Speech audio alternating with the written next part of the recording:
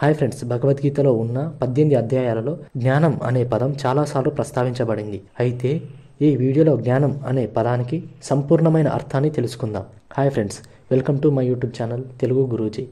ఇక వీడియోలోకి వెళ్తే, భగవద్గీత మహాభారతంలోని కౌరవులకు పాండవులకు మధ్య జరగనున్న కురుక్షేత్ర సంగ్రామంలోని భగవంతుడైన శ్రీకృష్ణ పరమాత్మ అర్జునుడికి చెప్పడం జరిగింది.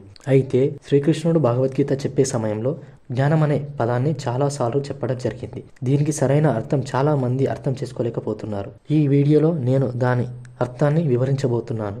జ్ఞానం అంటే నీవు ఎవరో తెలుసుకోవడం, జ్ఞానం అంటే నీ కర్తవ్యమేంటో తెలుసుకోవడం, జ్ఞానం అంటే మన అంతర శత్రువులు అయిన కామ, క్రోధ, లోభ, మోహ, మద, మాత్సర్యాలను అధిగమించి ఎప్పటికీ పరమానందంలో ఉండటమే జ్ఞానం.